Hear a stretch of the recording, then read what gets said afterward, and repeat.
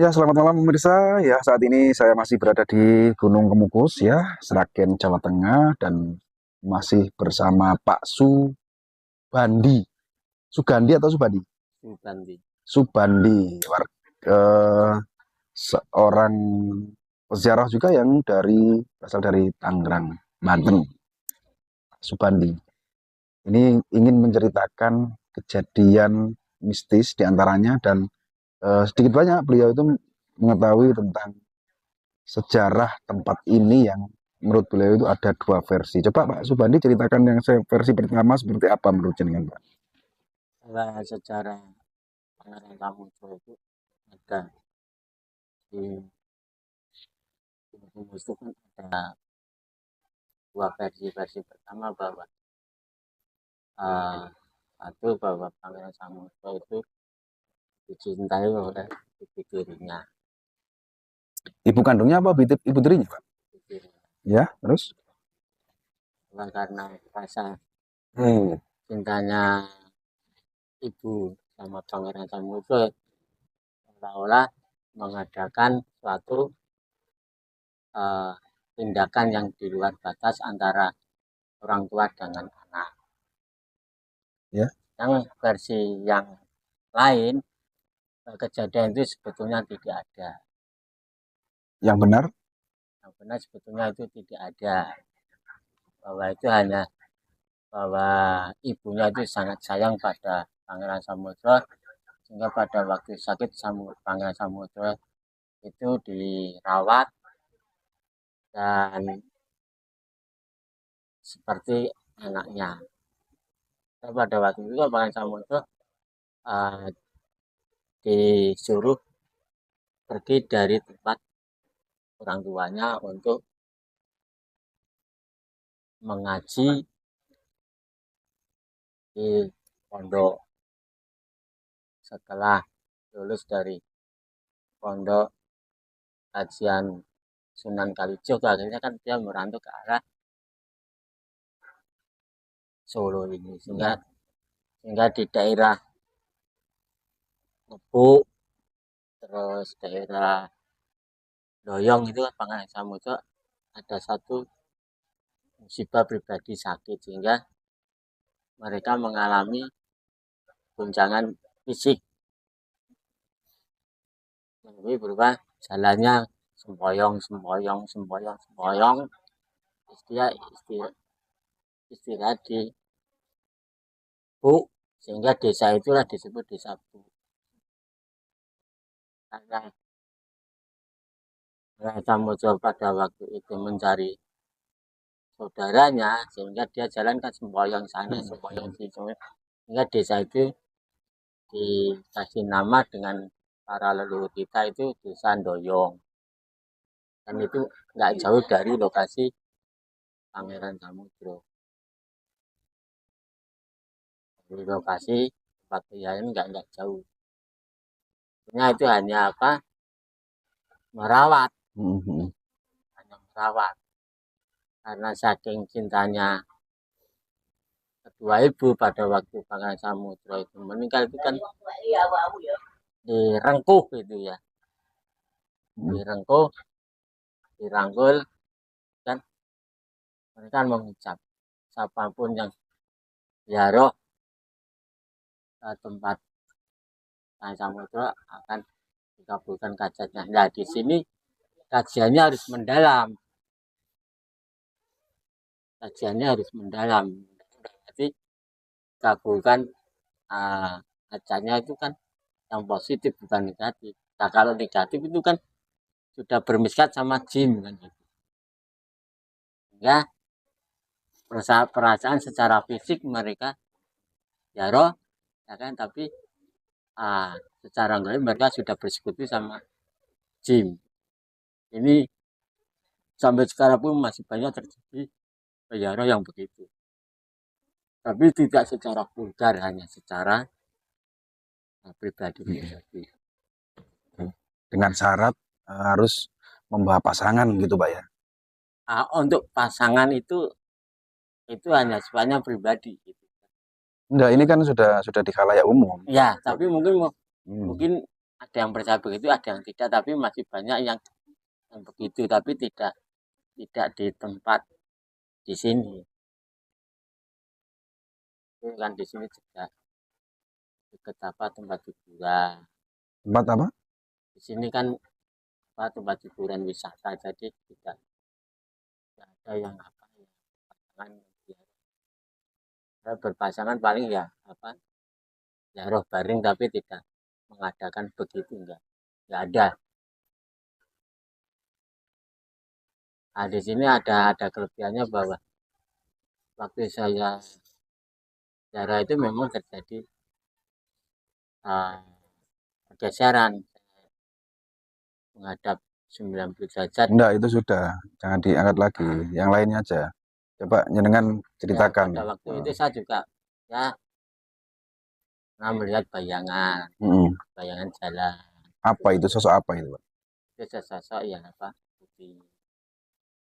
Wujud manusia kah? Wujudnya semacam asap tapi panjang. Di mana itu, Pak? Itu di sekitar, nah di dalam makam Pangeran Samudro pernah, pas di tempat penjarahannya itu pas pernah waktu sekitar jam malam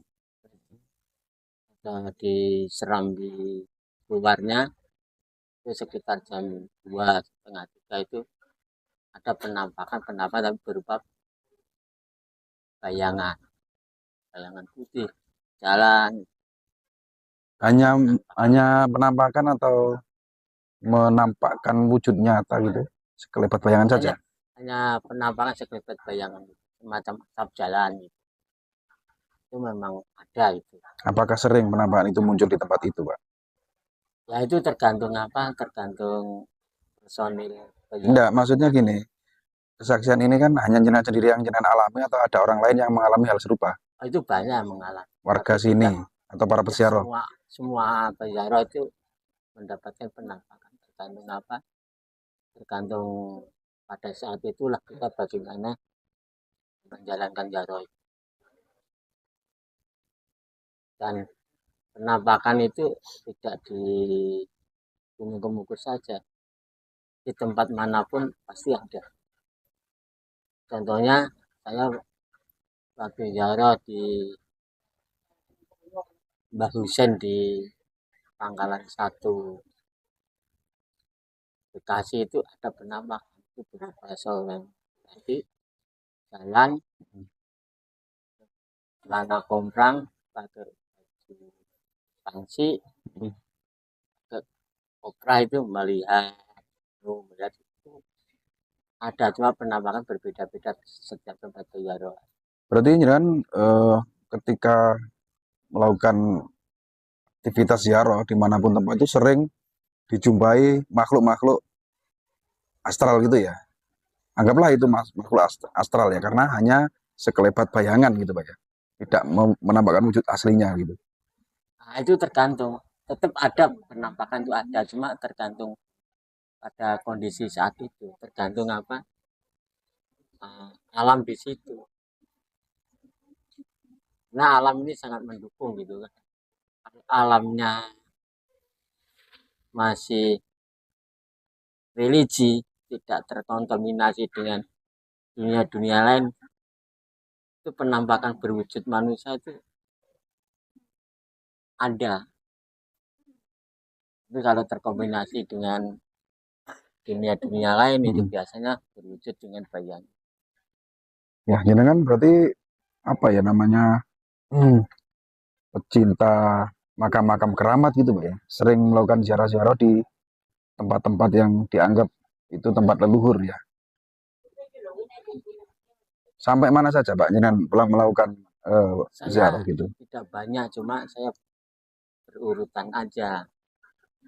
Nah pada waktu itu saya juga apa sengaja mengenal dunia pejaran itu di Gunung Kemukus pada Samudra ketemu sama para kajian-kajian sejarah yang bersanad Quran hadis terutama sanadnya Sunan Kalijaga itu saya kan ke Joko Tingkir, Mm-mm. Mbah Idris, Mm-mm.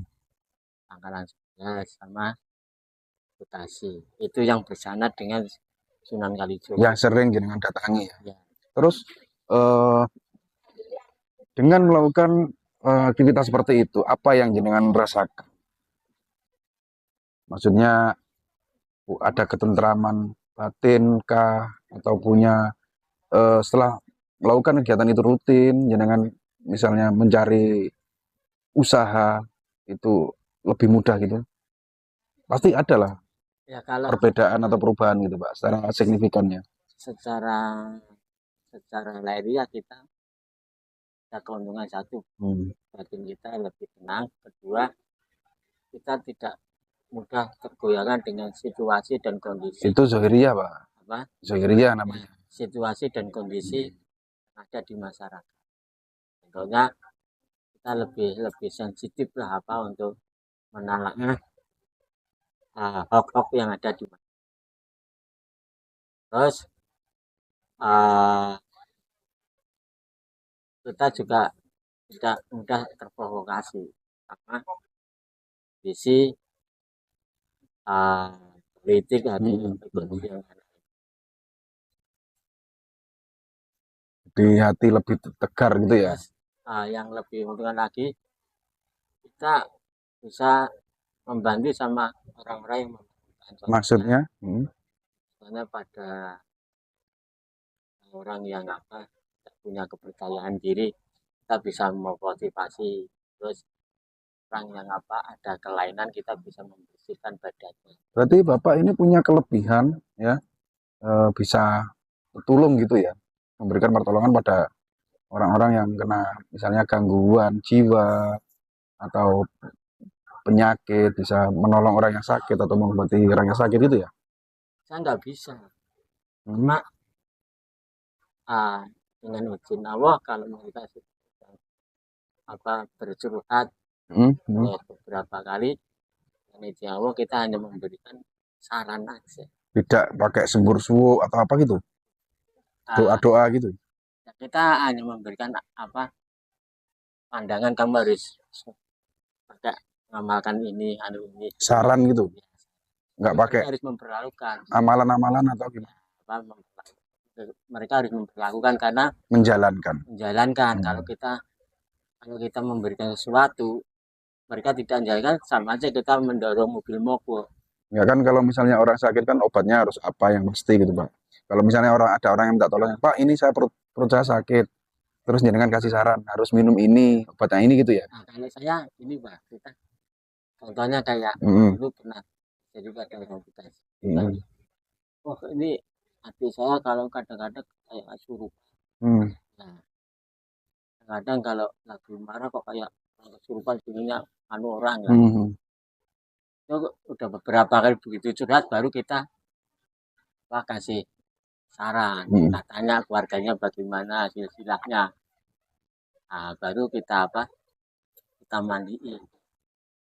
Berarti proses dong, proses ritual dong. Mandiin karena apa? Ada yang apa?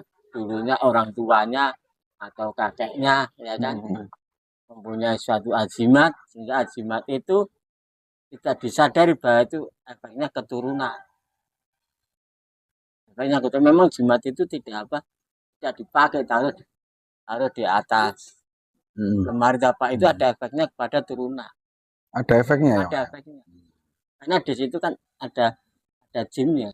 Itu efeknya uh, dia kan punya perjanjian pada waktu Menerimanya. menerimanya, ya kan? Mungkin pada waktu menerimanya masih hidup, dia masih bisa menghandle, mengelak. Tapi kalau setelah meninggal, roh mereka kan dituntut, Pak. Roh almarhum kan dituntut. Kamu sama saya waktu hidup belum memberi pelunasan, janjinya kamu belum lunas sama saya. Dia kan menuntut sama ahli waris nih. Nah, sehingga itu harus perlu apa dibersihkan badannya. Bisa berarti ya. Harus dibersihkan, harus sholat, harus bersih.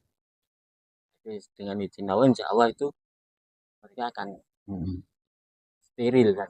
Kalau tumbal gitu bisa nggak? Dengan misalnya di suatu rumah itu eh, dulu misalnya nenek moyang atau mbah-mbah yang sudah wafat ketika menaruh atau menanam tumbal di rumah, dan ketika sampai wafat lupa untuk, ya kadang tumbal itu kan harus ada apa ya, diruat dan lain sebagainya. Bisa hanya dengan mengambil atau membersihkan seperti itu. Pada dasarnya ya sama dengan apa? Dengan itu Pak, apa? Pada dasarnya dengan pegangan itu kan. Bisa berarti ya. Ya badannya kan itu kalau kalau itu berefek ke manusia ya itu harus apa dibersihkan, dimandikan. Tapi kalau berefeknya dengan benda mati, ya itu juga dibersihkan. Harus diambil. Harus apa bisa bisa dengan diambil, bisa dengan apa ditaburi air yang kita doakan kan, Supaya netral supaya netral. gitu. Itu kan dinetralkan, dimintakan sama Allah mereka kembali pada haknya kan gitu. Tetap semua tadi sumbernya atau ujungnya, pangkalnya dari izin Allah gitu ya Pak. Kita nggak bisa, siapa juga nggak bisa apa. Cuma karena kita ada teori kan gitu kan. Kita minta teori itu kita terapkan, minta sama Allah. Dan kita nggak bisa apa. Pada dasarnya manusia nggak bisa apa. Hanya manusia itu hanya menjarakan syariat yang diberikan oleh Allah. Karena manusia itu mengaji ya kan sama orang, itu kan syariat bahwa Allah itu memberikan kepandaian itu kepada melalui orang. Ya. Tanpa izin apa, saya juga nggak bisa menerima ilmu. Karena Allah mengizinkan saya menerima dan saya kan harus berbagi sama orang lain yang membutuhkan ya. Tapi kita nggak boleh sekonyong-konyong setiap orang harus kita bantu, nggak boleh. Karena itu nanti timbulnya apa kesombongan. Tambah ya kalau orangnya itu yang kita bantu menerima, kalau enggak kan celaka pada diri kita. Jadi ini sangat luar biasa sekali obrolan kita bersama dengan seorang pesiar dari Banten ya, yang kebetulan ketemu atau berjumpa di Gunung Kemukus ini, yang beliaunya itu memang seorang apa ya, yang senang nguri-nguri sejarah dan berziarah di tempat luhur, dan beliau punya kelebihan yaitu bisa yang memberikan pertolongan atau tertulung pada orang yang membutuhkan tentunya. Ya, terima kasih Pak Subadi atas waktunya ya, sudah berkenan meluangkan waktu ngobrol dan berbincang-bincang tentang sejarah dari dikit lah pengetahuan jenengan yang jenengan pahami di Gunung Kemukus ini. Dan yang luar biasa sekali, Pak Subandi ini punya cerita yang sangat unik yang kita sudah kupas tadi ya, walaupun tidak semuanya, tapi kita sudah bersyukur bisa sedikit mendapatkan informasi dari beliaunya yang kebetulan tadi bareng ngopi di warung ini ya Pak Subandi ya. Oke, semoga panjenengan sehat dan panjang umur, sukses selalu Pak Subandi. Assalamualaikum warahmatullahi wabarakatuh. Semoga sehat juga kru yang meliput acara Kemukus ini untuk kebaikan dan untuk siar agama Islam. Terima kasih Pak.